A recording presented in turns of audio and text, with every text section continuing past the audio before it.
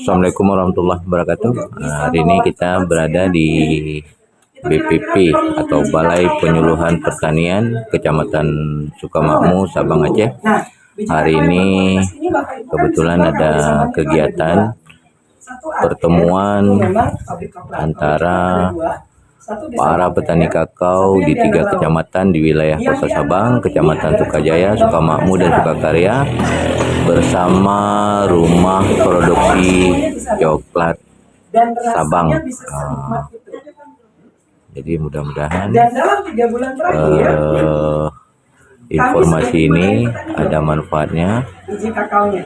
Jadi mungkin sedikit terlambat ya. Ini catatan untuk semuanya, termasuk para penyuluh. Apakah biji kakaonya itu berkualitas? Petani milenial itu yang jadi catatan. kakao ya? Di Kota Sabang. Dan jadi, beberapa petani lainnya juga kumpul bijinya ke Cokbang, Coklat Sabang di Anak Laut. Jadi berbeda para ya, penyuluh juga yang bergabung di wilayah yang di Anak Laut itu berbeda. Kota Sabang. Nah, ini untuk mempersingkat waktu kita dengar saja pemateri atau narasumber dari Rumah Produksi Coklat Sabang, salah satu penggiat produk coklat di Sabang yang memang memanfaatkan hasil pertanian khususnya biji kakao di Kota Sabang. Mudah-mudahan benar-benar ada manfaatnya bagi para petani kakao di wilayah Kota Sabang. Ini kita ikuti terus kegiatannya. Itu ada 2 jenis kakao. Ada kakao mulia, ada kakao linda. Yang paling banyak kakao linda. Ini rata-rata ada di Sabang. Nah, kalau kakao mulia ini jarang, tapi kakao mulia ini yang paling tinggi antioksidannya. Biasanya saya makan mentah-mentah ini. Jadi kalau ketemu, saya makan aja. Karena antioksidannya lebih tinggi daripada yang linda. Dan harganya sebenarnya lebih mahal. Gitu. Kalau saya bilang, kalau artisan coklat bilang ini emas, itu emas juga, cuman ini 24 karat. Jadi dia punya rasa yang berbeda. Lalu saya pengen kasih tunjuk nih ke Bapak Ibu, biji kakao yang kami terima tadi, kan tadi mau buat coklat berkualitas ya. Bener ya, yang Bapak Ibu makan ya. Nah, yang kami terima tuh gini Bapak Ibu. Biji cacat. Ini dia. Bijinya pecah. Jadi kalau biji-biji sudah pecah, biasanya di standar industri tidak masuk. Kenapa? Gampang berjamur. Gampang masuk serangga. Tapi nggak apa-apa. Cokbang 3 bulan lalu terima. Nggak tahu yang kedepannya gimana ya.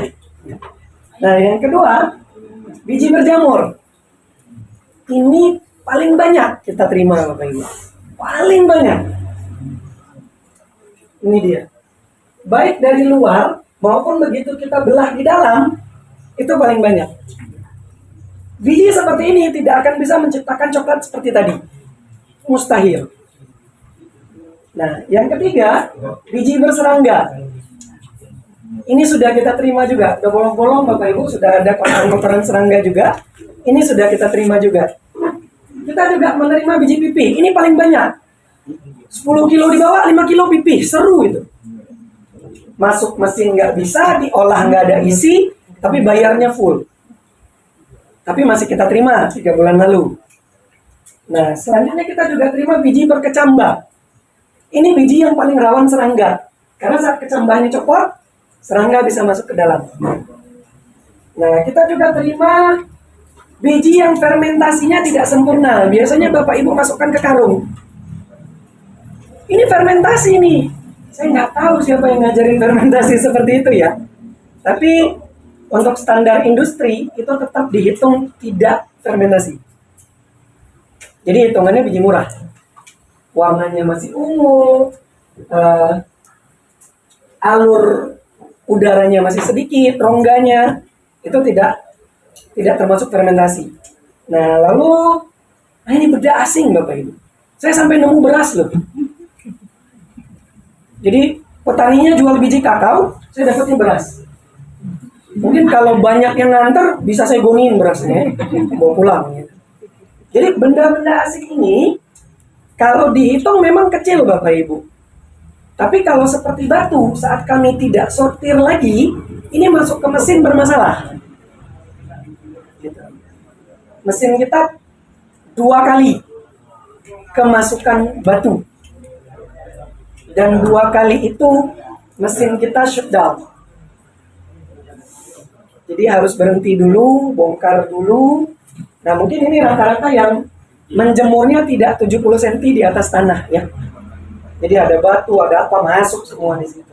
Jadi standar penjemurannya belum standar. Nah ini juga ada bau abnormal. Jadi kalau Bapak Ibu lagi jemur kakao, jangan sambil bakar sampah. Kakao itu sangat rentan dengan aroma. Kalau Bapak Ibu sambil bakar sampah, diserap sama kakaonya. Jangan juga dekat kandang ayam. Nanti bau kakaonya bau kandang ayam. Bau unggas. Ini paling banyak nih. Berbau asin ya. Nah ini juga. Saya nggak tahu kenapa yang dempet juga dijual di kita. 3 bulan lalu masih kita terima Bapak Ibu. Ini buka pakai tangan aja susah. Lalu dijual juga ke kita tuh plasenta. Tahu ya plasenta? Jadi waktu nyopot dari buah itu tidak bersih ulirnya, betul. Jantungnya tuh nggak bersih. Nah ini plasentanya juga saya jumpai. Terus ada yang over fermentasi. Kalau fermentasi saya ke Tengku Abdullah, karena Tengku Abdullah yang fermentasi ya. Nah ini biasanya kelebihan suhu. Jadi penting untuk tetap memeriksa suhu 40 derajat. Nah tapi ini tetap kita terima. Gitu. Cuman dia sudah over fermented. Nah over fermented juga bisa. Kalau yang lainnya tuh bukan over fermented, overheat. Terlalu panas. Bapak Ibu taruh di dalam karung sampai 3 hari pasti hitam. Hitam dia. Atau menjemurnya itu dempet-dempet. Itu juga menghitam. Pasti menghitam. Dan itu tidak baik kualitasnya. Nah ini yang fermentasinya bagus. Ini punya Tengku Abdullah. Ini bagus sekali, sempurna. Nah terus yang dicuci. Kami menjumpai beberapa petani mencuci biji kakaonya. Nah biji kakao yang dicuci Bapak Ibu, pulpa bagian putih, pulpa itu menjadi terganggu Bapak Ibu. Kalau dia terganggu, jamur gampang muncul. Makanya cepat sekali biji Bapak Ibu berjemur. Itu satu. Yang kedua, biji yang disiram, yang dicuci, pada saat kami roasting, kulitnya lengket. Jadi, kerjaan lagi buat kita bersihin mesin roasting, Bapak Ibu. Karena di dalamnya sudah ada uap air. Kan nih Bapak Ibu cuci nih. Gitu. Jadi, kalau bisa jangan dicuci ya Bapak Ibu. Memang kelihatannya bersih. Tapi kalau bisa jangan dicuci. Karena ketahuan waktu di roasting. Waktu di mesin tuh ketahuan dia. Gitu. Nah, sebuah hal yang wajar. Kalau cokbang akhirnya mensortir Bapak Ibu. Tapi kami paham. Bapak Ibu kadang-kadang pengennya yang instan. Ala jual sana semua udah laku semua. Di sini disortir, benar nggak? Nah, kenapa kita membeli biji kakao lebih mahal daripada agen?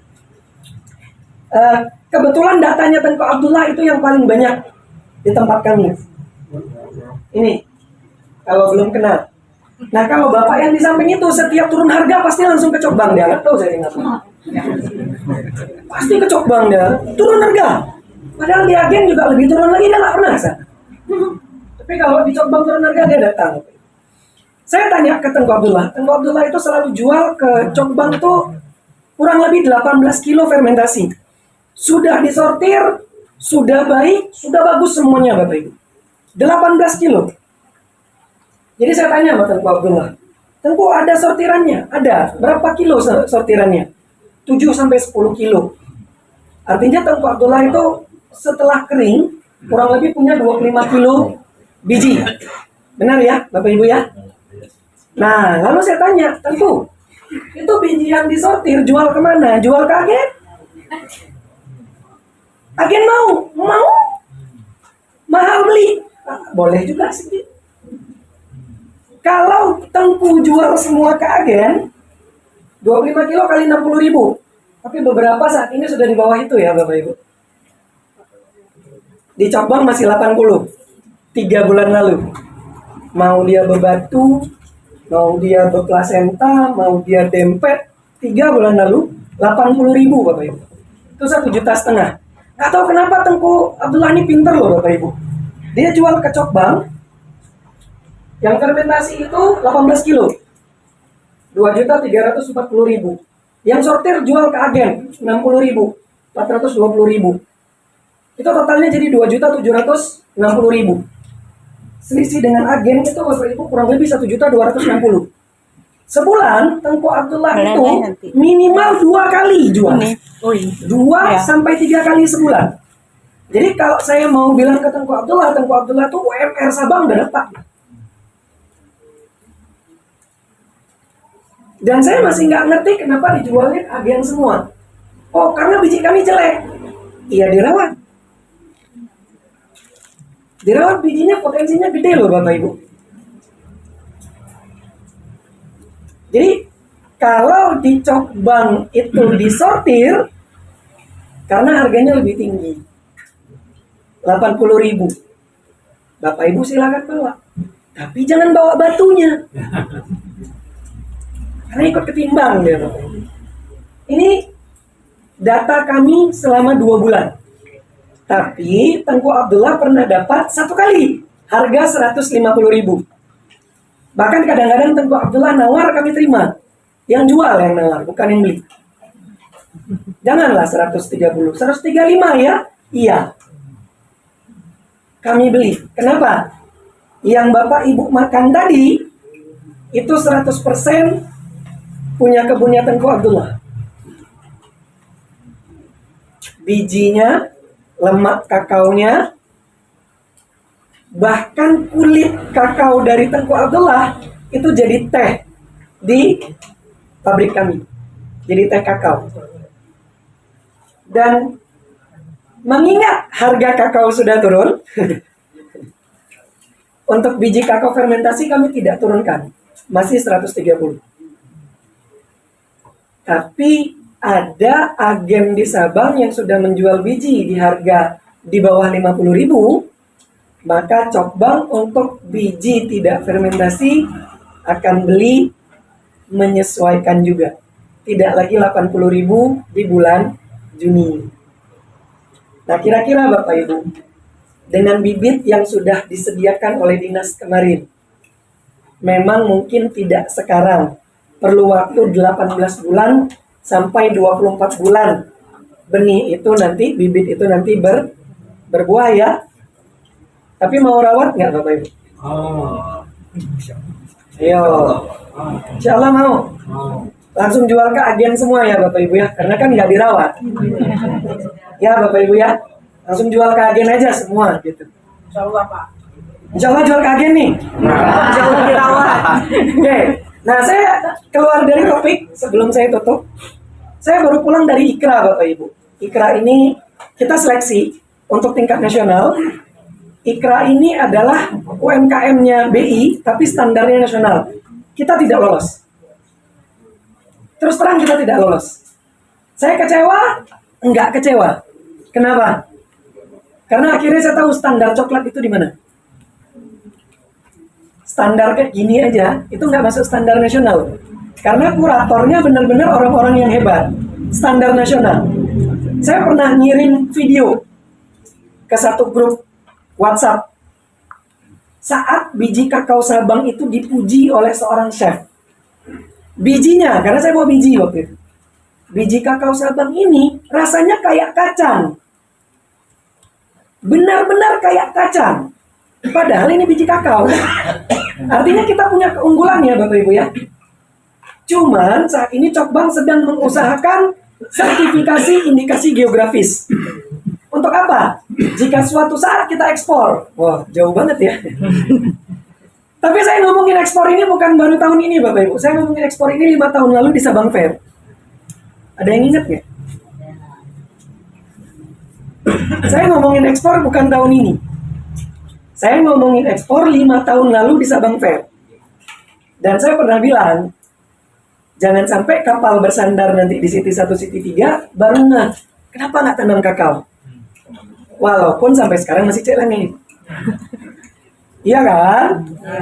Iya, tapi 5 tahun lalu saya sudah bilang kakao ini punya potensi dan saya akan serius dengan kakao. 5 tahun lalu saya bilang itu. Saya benar-benar serius dengan kakao. Alhamdulillahnya Tengku Abdullah yang dengar. Dari 5 tahun lalu. Dan apakah Tengku Abdullah tidak merawat kakaonya? Merawat. Dan apakah saya tidak khawatir? Sangat khawatir melihat umur beliau. Tulang punggung soalnya. Kalau nggak ada beliau kita bingung Bapak Ibu. Beliau pernah pergi umroh nggak bilang-bilang. Datang saya ke rumahnya. Oh Tengku. Datang saya ke rumahnya. Tengku mana ini biji? Akhirnya yang saya bawa ke Ikra adalah biji yang di luar Tengku Abdullah. Dan kita gagal. Padahal Ikra itu standarnya nasional. Tapi mereka puji juga. Biji kakaonya berbeda rasanya. Mungkin kalau saya kasih biji Tengku Abdullah waktu itu ya, lolos kita ya. Bisa sombong sedikit saya. Nggak boleh sombong karena petaninya masih belum bisa store nih. Gitu. Iya. Tahun depan kita akan ikut lagi Bapak Ibu. Tahun depan kita akan ikut lagi. Tapi apakah biji kakao Bapak Ibu yang kami bawa? Nah, dan satu lagi, sebagai komitmen kami Coklat Sabang, Bapak Ibu bisa lihat galerinya ya. Galeri itu kita bangun, yang di anak laut, itu tidak murah. Bantuan lagi. Karena 5 tahun saya ngomong gak ada yang mau bantu Bapak Ibu. Dan memang Sabang lagi defisit anggaran, wajar ya. Wajar, jadi yang bantu orang luar, bukan orang dalam. Nah gitu, karena kita defisit, mau gimana lagi. Dari kita mengolahnya manual, pakai blender, sampai sekarang kita punya 7 mesin. Kita punya 7 mesin. Totalnya. Dan akan bertambah lagi mesinnya. Dan kita bisa mengolah coklat seenak itu Bapak Ibu. Dan Coklat Sabang, itu berkomitmen. Semurah apapun harga di agen, Cokbang akan beli lebih mahal, tapi tolong disortir. Jangan bawa batu. Jangan bawa beras. Dan jangan tidak kering. Nah, saya lupa masukin satu ya. Banyak petani itu kan kalau jual ke agen itu yang basah masih 2 hari jemur. Benar nggak? Biar berat timbangannya ya. Ya kecil hitungan kalinya. Betul nggak? Berat kali ini. Yang tadinya 60 jadi 55. Betul apa enggak? Makanya semua rata-rata ke Cokbang. Berat enggak, 80.000. Bengek juga Bang Rahmat. Langsung protes tuh finance sama saya. Bang, bijinya yang betul aja Bang. Ya jadi gimana? Saya bilang, aduh Bang, tolong dong. Kolaps nih perusahaannya. Nah, jadi salah satu catatan juri Ikra kemarin ke kami adalah mereka bilang gini. Cukup kopi di Indonesia saja yang dieksploitasi. Benar nggak? Sekarang saya mau tanya nih. Penikmat kopi ya. Benar ya? Kopi sudah ekspor ya? Sudah, kopi sudah diekspor. Kopi paling terkenal tuh kopi mana Bapak Ibu? Kopi Gayo. Paling terkenal. Kopi Gayo tuh paling terkenal. Tapi saya mau nanya. Sertifikat ekspornya itu dari mana? Ada nggak orang Gayo yang pegang sertifikat ekspor? Enggak, standar. Ada nggak? Ada nggak orang Gayo yang tahu sertifikat indikasi geografisnya? Mereka cuma cerita aja, sekian ribu MDPL, sekian ribu MDPL. Mana sertifikatnya? Semua ekspor, sertifikat HACCP, sertifikat indikasi geografis, itu dipegang orang di luar Aceh. Makanya kalau ngekspor ke Belawan, betul? Yang dapat PAD-nya mana Bu? Sumatera Utara. Kami ingin itu nanti berada di Sabang. Ini bukan saya yang ngomong, salah satu jurinya adalah orang BI. Jurinya ngomong gini. Dia nanya, Bapak punya berapa petani? 30, saya bilang. Keren ya? Padahal dia kan nggak tahu. Saya bilang aja 30. 30, saya bilang. Oke, 30 petani berapa hektar? Ditanya. 30 hektar. Kesebut tadi ada program 30 hektar, berarti saya nggak bohong. Nggak bohong kan? Alhamdulillah. Kita kenapa nyambung itu? 30 hektar. Dan tahu nggak apa salah satu jurinya dari BI ini bilang? Jurinya bilang gini, Bapak tahu nggak panen kakao itu berapa hari sekali? Tahu, 7 sampai 10 hari pasti panen, saya bilang. Bapak tinggal di pulau kan? Benar. Bayangkan 7 sampai 10 hari, 7 sampai 10 hari, petani jual biji kakao, itu semua uang beredarnya di mana? Bapak Ibu jual ke Cokbang. Uangnya berarti di Cokbang Ibu dapat, Bapak Ibu dapat, betul? Uangnya Bapak Ibu beli apa? Beras, gula, semuanya beli di Sabang. Semua itu berputar di Sabang. Dan menurut analisisnya dia, itu harusnya ekonomi Sabang tidak segini. Dia yang punya datanya, saya nggak tahu. Saya cuma dikasih tahu itu. Bayangkan kalau 7-10 hari Bapak Ibu jual kakao. Yang mana nih? Yang ini aja lah ya. 7-10 hari 1,5 juta, 7-10 hari 1,5 juta. 1 bulan 4,5 juta toh? UMK Sabang itu cuma 3,6 juta. Benar ya? Jadi tidak ada bantuan Bapak Ibu rawat kakaoan. Ayo dong Bapak Ibu, kita mau lompat ke fase yang lebih tinggi ini. Fase di mana Cokbang ini menjadi industri andalan. Tapi Cokbang tetap butuh bantuan Anda. Tapi saya kasih catatan sebagai penutup. Cokbang itu namanya ada di nasional Bapak Ibu. Karena kami kemarin ikut kompetisi skala nasional. Yang nasional tahu, Cokbang itu mengambil biji dari petani kakao Sabang. Betul? Betul ya? Tapi kalau petani kakao Sabangnya tidak mau jual ke Cokbang kan itu hak petani, betul nggak? Betul dong? Iya kan? Tapi kalau Cokbang bisa beli biji kakao di luar Sabang, hak Cokbang ya? Dan kan nasional nggak tahu itu biji kakao Sabang apa bukan. Yang penting Cokbang jual. Setuju? Sebelum Cokbang nakal, jangan nakal ya. Karena saya nggak bawa bijinya. Kami beli biji dari Aceh Utara itu lebih murah, tapi sudah disortir. Kualitas A, grade-nya A. Kami beli dari Aceh Utara. Nggak kami beli dari PD Jaya. PD Jaya belum. Karena kalau PD Jaya mintanya ton dia. Jadi kita sabar-sabar aja dulu. Karena Cokbang itu industri, dia berbisnis. Saat dia harus menutupi operasionalnya, maka dia akan berputar dengan cara yang lebih sederhana. Bisa ya Bapak Ibu ya? Nah, saya berharap memang biji kakao Bapak Ibu yang dijual ke Cokbang. Terima kasih sudah mau mendengarkan. Sampai jumpa di Cokbang. Silakan main-main ya Bapak Ibu nanti. Assalamualaikum warahmatullahi wabarakatuh. Waalaikumsalam.